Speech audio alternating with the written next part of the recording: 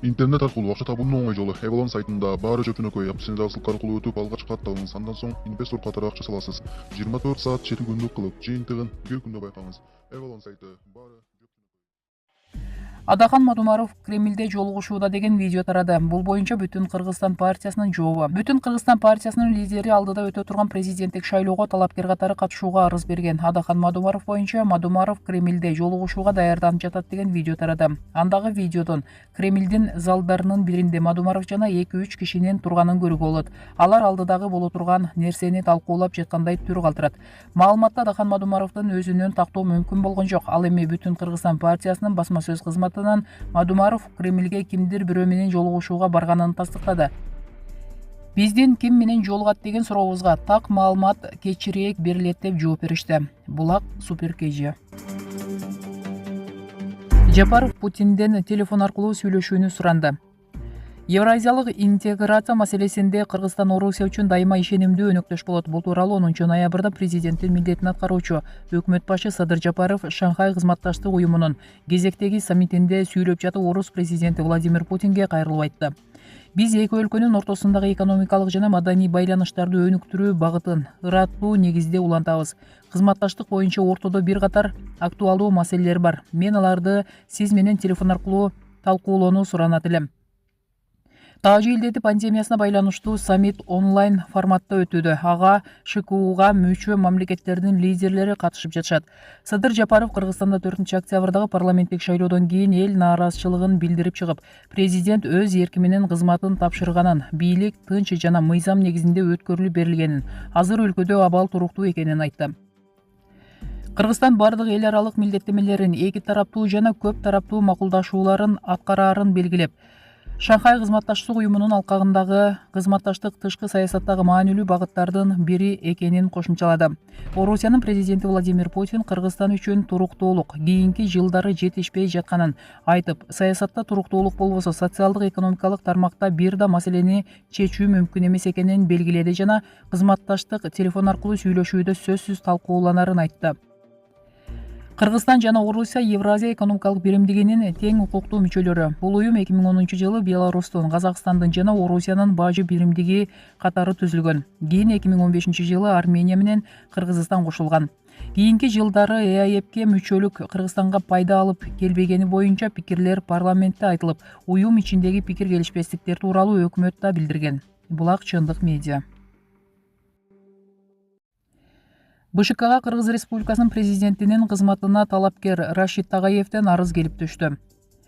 БШКга бүгүн 10 ноябрда Кыргыз Республикасынын президенти кызматына талапкер катары өзүн өзү көрсөтүү менен Рашид Тагаев арыз менен кайрылды. Рашид Тагаев 1958-жылы 21 августта туулган. Ал Ошказ филиалынын директору. Бул тууралуу БШКнын басма сөз кызматы билдирет. Эске салсак, 2020-жылдын 10 ноябрына карата Кыргыз Республикасынын президенти кызматына талапкер катары 10 жарандан Адахан Мадумаров, Абдылдаев, Чуроев, Нышанов, Асанов, Бакетаев, Исаев, Сыдыков, Турдумалиев, Моттоевден арыз келип түшкөн. Булак Чындык медиа. Балбак Төлөбаев: азырынча тойканалар жабылбайт. Бүгүн 10 ноябрда Бишкек шаардык мэриясында өлкөдөгү эпидемиологиялык кырдаал боюнча жыйын өтүүдө. Анда вице-премьер Эльвира Сурабалдиева, шаар мэринин милдетин аткаруучу Балбак Төлөбаев катышууда. Бишкек шаарындагы эпидемиологиялык абал коомдук транспорттон тойлордон улам курчуп жатат деп айтылууда. Тойлорду жабалы деп айткан, бирок штабтын чечими башкача болуп жатат. Азырынча тойканалар жабылбайт. Анткени азыр шаарда абал туруктуу, деди шаар мэринин милдетин аткаруучу Балбак Төлөбаев.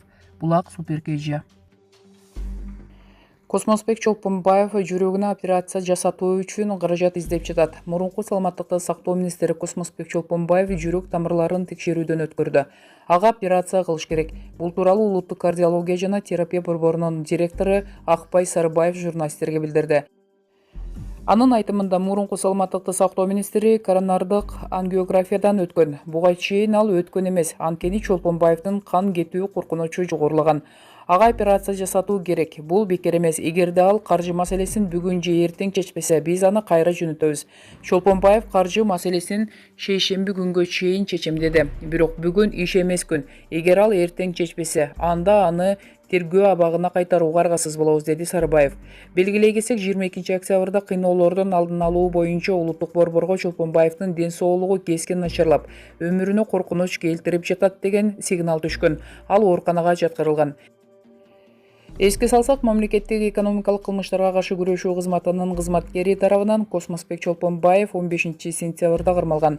Экс-министр 15 ноябрга чейин Бишкектеги СИЗОго отургузулган. Ага шалаакылык жана кызмат абалынан кыянаттык менен пайдаланган деген айып тагылган.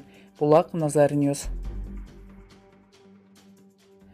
Садыр Жапаров Шанхай кызматташтык уюму өлкөлөрүнүн лидерлерине Кыргыз Республикасындагы шайлоо таза өтөөрүн айтты. Президенттин милдетин аткаруучу Садыр Жапаров Шанхай кызматташтык уюмуна мүчө мамлекеттердин башчыларынын жыйынына катышып отурган лидерлерге Кыргызстанда шайлоо таза жана атааңдаштыкта өтөөрүн айтты. Президенттик шайлоо 10 январга белгиленген. Аны таза жана атааңдаштыкта өткөрүү өлкөдөгү мындан аркы туруктуулуктун кепилдиги. Бул үчүн бизде саясий эрк жетиштүү, деген Жапаров. Эске салсак, Кыргызстанда президенттиктен кийин эле жогорку кеңешке шайлоо болот. Булак Спутник KG сайты. Жамбылбек Камчыев: Атамбаев чек араны тартыла турган зымдардын баарын саттырган. Бул тууралуу Куудул Коом пресс сайтына билдирди. Мен Сооронбай Жээнбековду чек ара боюнча эч нерсе кылбай жүрөт, 1 метр жерди жаптырган жок деп ойлоп жүргөм. Бирок ал жакшы иштеп, 120 километр жерди жаптырыптыр. Андан сырткары 4 жерге эң мыкты шарттагы застава курдуруптур. Ал эми Роза Отунбаева чек ара жөнүндө ойлонбоптур дагы. Атамбаев болсо аскерлерге айлык бере албай калып, чек арада тартылган зымдардын баарын саттырып, аягында аны күнөөлүү деп Россияда жүргөн жеринен подполковникти таап келип соттоп жиберишти. Менин айткандарымды куудул деп ишенишпесе, азыр деле барып карашса болот. Оштогу базарда ал зымдар дагы деле сатылып атат, деди Куудул. Булак Коом пресс сайты. Жактоочу: Атамбаев жакшы болуп калды, бирок дагы деле дарыланып жатат. Юристтин айтымында, мурдагы президенттин Кой Таш окуясы боюнча эртеңки сот отурумуна катышар катышпасы азырынча белгисиз. Баары ден соолугуна байланыштуу. Номер 47 абакта жаза өтүп жаткан мурдагы президент Алмазбек Атамбаевдин ден соолугу жакшы болуп калды. Бул тууралуу Спутник Кыргызстан агенттигине анын жактоочусу Сергей Слесарев билдирди. Буга чейин Слесарев номер 1 СИЗОдо Атамбаев жертөлөдө жайгашкан камерада жатканын, канализация жок экенин жана жылытуу системасы саясатчы барар күнү араң кошулганын айтып даттанган эле. Анын айтымында жактоочулар номер 47 абакка отурууну суранышкан. СИЗОдогу шарттардын айынан Атамбаев ачкачылык жарыялап, кийин аны жактоочулар суранган абакка которушкан. Ошол маалда жактоочулар Атамбаев бронхит илдетине кабылганын билдиришкен. Соңку ирет 6 ноябрда көрүштүк. Андан бери абалы жакшырып калды. Бирок дагы деле дарыланып жатат. Алмазбек Шаршенович Кой Таш окуясы боюнча эртеңки сот отурумуна катышабы жокпу азырынча белгисиз. Баары ден соолугуна байланыштуу, деди Слесарев. Мурдагы президент Кырымтөөл атыккан Азиз Батукаевди абактан бошоткон деген айып менен 11 жылга кесилген. Ал мындан тышкары 2019 жылдагы Кой Таш окуясы боюнча айыптуу катары саналууда. Атамбаевди элдик толкундоодон кийин 6 октябрга караган түнү митингчилер Ак үйдү басып алгандан кийин УКМКнын тергөө абагынан чыгарышкан. 10 октябрда Бишкектеги массалык башаламандыкты уюштуруу деген кылмыш ишинин алкагында кайра камашкан. Балбак Төлөбаев Бишкектеги мектептер эмнеге ачылбай турганын айтты. Балбак Төлөбаев балдар ооруп кала турган болсо, шаарда аларды дарылаган бир эле оорукана бар экенин айтып, элди туура түшүнүүгө чакырды. Мэрдин милдетин аткаруучу Балбак Төлөбаев эмне себептен Бишкек шаарындагы мектептерде реалдуу окууга уруксат берилбегенин түшүндүрүп берди. Анын айтымында, мамлекеттик муниципалдык мектептерде окуучу абдан көп болгондуктан алар ооруну бат жоозуп алышы ыктымал. Бишкекте 100 мектеп бар. Ал жакта адаттагыдан 2-3 эсе көп бала окуйт. Бир класста окуучулар 50-60 тыгылып отуруп билим алышат. Кокус бири-бирине оору жугузуп алса, алардын убал соогу кимге? Мындай жоопкерчиликти мойнума ала албайм. Калаада кырдаал турукташып, оңолмоюнча аларды реалдуу режимде окутууга уруксат бере албайм. Кырдаал азыр кыйын. Балдар ооруп калса кайсы ооруканага жаткырабыз? Балдардын бир эле ооруканасы бар. Ал жакта да 40 эле орун даярдалган. Оору аларга кандай реакция берет эч ким билбейт. Туура түшүнгүлө. Мен балдардын ден соолугун тобокелге сала албайм. Ошондуктан мамлекеттик мектептер ачылган жок, деди Төлөбаев. Мэрдин милдетин аткаруучу жеке менчик мектептерде баланын саны аз болгондуктан реалдуу режимде окуп жатканын кошумчалады. Булак Спутник KG. Владимир Путин: акыркы жылдары Кыргызстанга туруктуулук жетпей жатты. Россия президенти Владимир Путин Кыргызстандагы туруктуулук узак болооруна үмүт артаарын Шанхай кызматташтык уюмунун саммити учурунда айтты. Анын алдында президенттин милдетин аткаруучу Садыр Жапаров сүйлөп, 5-октябрда парламенттик шайлоонун жыйынтыгына нааразы болгон элдин толкуганына токтолду. Бийлик тынчтык жолу менен жана мыйзамдуулук тыкыр сакталып өттү деп айтты. Жапаровдун айтымында республикада азыр абал туруктуу жана бийлик органдары кадимки калыбында иштеп жатат. Жыйынга төрагалык кылган Россия лидери Владимир Путин кесиптешинин сүйлөгөнүнө ыраазычылык билдирди. Абал сиз билдиргендей туруктуу экендигин айтып өттүм. Бул Кыргызстанга акыркы жылдары жетишпеген нерселе. Саясатта туруктуулук болбосо өлкөдөгү экономикалык жана социалдык бир дагы маселенин чечилбей турганы бизге белгилүү. Сиз айткан туруктуулук бекем жана көпкө созулуп, мамлекеттин экономиканын өнүгүшүнө кызмат кылышын чын дилден каалайбыз, деди россиялык лидер.